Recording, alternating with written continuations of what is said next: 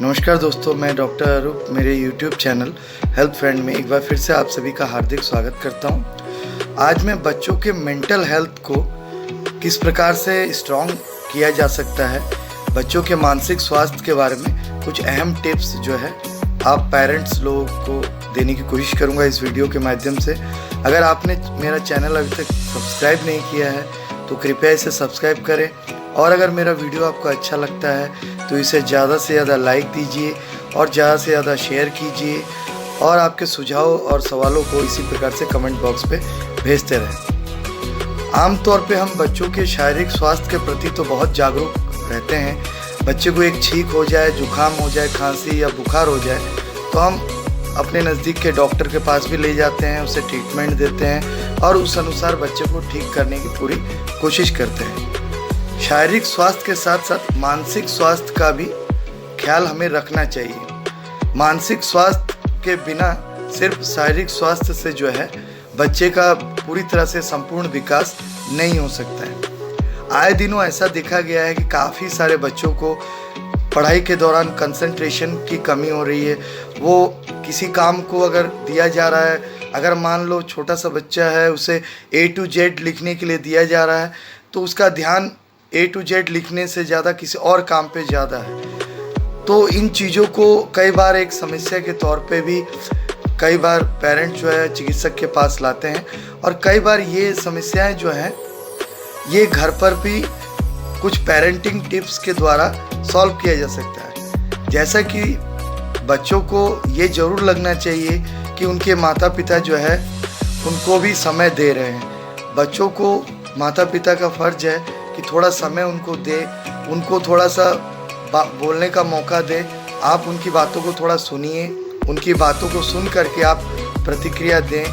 आपका ये फ़र्ज़ बनता है कि बच्चे के अच्छे और बुरे को आप पहले सुन तो लें, उसके बाद में आप उनको एक तरीके से व्यवहार के द्वारा आप उसको समझा सकते हैं। कई बार ऐसा देखा गया है कि पिता और माता के क्रोध के वजह से भी या ऐसे कुछ इमोशनल विपरीत प्रतिक्रियाओं के वजह से भी बच्चे या तो डर से या तो बच्चे किसी कारण से अपने माँ बाप के सामने वास्तविकता को जाहिर नहीं कर पाते हैं या नहीं करते हैं। तो ऐसी स्थिति नहीं होना चाहिए। हर माता पिता को बच्चे के सामने एटलीस्ट एक रोल मॉडल के जैसे होना चाहिए कि अपने आप को एक आदर्श के रूप में प्रस्तुत कीजिए।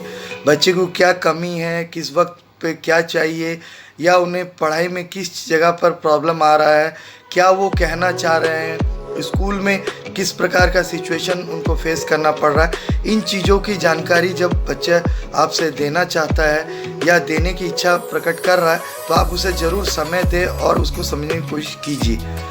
कई चीज़ें ऐसी हैं जो मानसिक विकास को बाधित करता है, जैसे अत्यधिक मोबाइल या कंप्यूटर गेम्स पे बच्चों को एंगेज ना होने दें।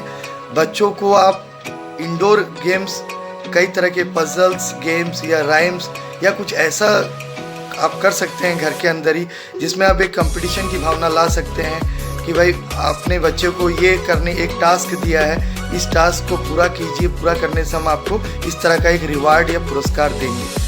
इसके अलावा बाहरी एक्टिविटी में भी बच्चा अगर मान लीजिए फुटबॉल खेलता है या क्रिकेट खेलता है तो उसे एक्सपोजर देना चाहिए। ऐसा नहीं कि आप उसको बिल्कुल दिन भर घर में कैद करके रखें। अभी के समय में ऑनलाइन एजुकेशन को बहुत हद तक सरकार द्वारा प्रायोजित किया गया है, तो ऑनलाइन एजुकेशन में भी पेरेंट्स का ये फ़र्ज़ है कि एक मोबाइल उनको प्रोवाइड करने के साथ साथ उनको भी साथ में रहना चाहिए। बच्चे के साथ में एटलीस्ट या तो फादर या मदर को बीच बीच में ये चेक करना चाहिए कि बच्चा पढ़ाई में पूरी तरह से ऑनलाइन एजुकेशन को समझ पा रहा है या नहीं समझ पा रहा है, या ध्यान केंद्रित कर रहा है या नहीं कर रहा। काफ़ी सारे बच्चों की आदत रहती है कि गेम में कंटिन्यू मशगूल रहते हैं, खाते पीते वक्त पर भी वो गेम में कंसंट्रेट करते हैं। तो ये आदत ज़रूर चेंज करना चाहिए। गेम कुछ हद तक सही है, या कुछ हद तक कार्टून्स देखने से आपका दिमागी मनोरंजन हो रहा है बच्चों का, लेकिन पूरी दिन इसी ध्यान पे न चलते रहे। इसके अलावा भी जो अलग अलग टास्क है पढ़ाई का, उसका टाइम टेबल घर में मेंटेन रहना चाहिए। डे टू डे जो एक्टिविटी है, हेल्दी हैबिट्स है, ये मदर फादर द्वारा बच्चों को अच्छे व्यवहार के द्वारा सिखाना चाहिए कि किस प्रकार से एक डिसिप्लिन्ड बच्चे की तरह ज़िंदगी गुजारने से आगे को अपने एम इन लाइफ को अचीव किया जा सकता है, अपने आगे का उद्देश्य जीवन में आगे बढ़ा जा सकता है। किस प्रकार से इसको माता पिता को समझाना चाहिए।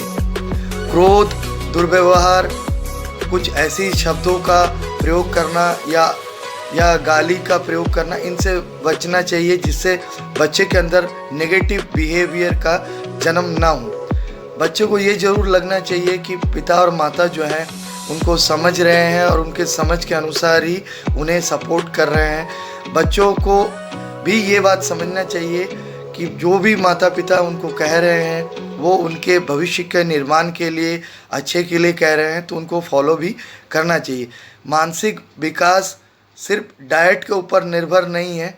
मानसिक विकास में प्रोत्साहन जो है, एक मानसिक सपोर्ट, एक पॉजिटिविटी, एक सकारात्मक सोच, एक ऐसा जो इंटरनल लव है, अफेक्शन है, एक प्यार है, मोहब्बत है, अफेक्शन है, वो परिवार में झलकना चाहिए। परिवार में जितने भी मेंबर्स हैं, एक दूसरे के बीच में अगर वो अंडरस्टैंडिंग, प्यार और मोहब्बत रहेगा, तभी बच्चों के अंदर वो गुण और क्वालिटीज़ जो है डेवलप होंगे।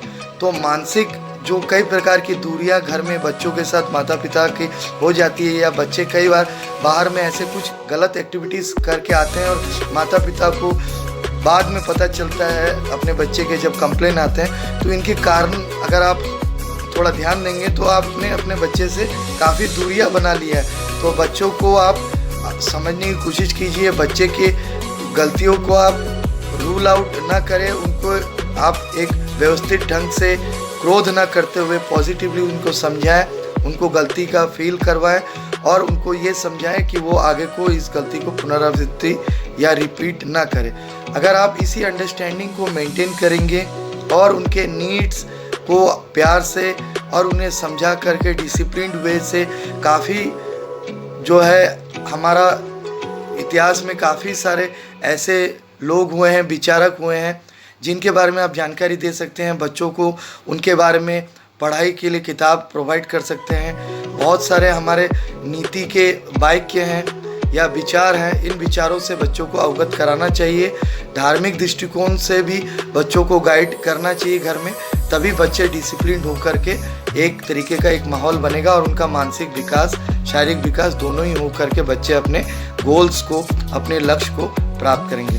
तो मैं उम्मीद करता हूँ जो मैंने पेरेंटिंग के लिए मदर्स और फादर्स को जो जानकारी दिया है, इसी जानकारी के तहत ही अपने घर में एक अच्छा माहौल तैयार करेंगे और बच्चों को अपने टारगेट को अचीव करने के लिए, सक्सेस को अचीव करने के लिए इसी तरीके से प्यार से और अच्छे व्यवहार से समझाएंगे। धन्यवाद, नमस्कार, जय हिंद।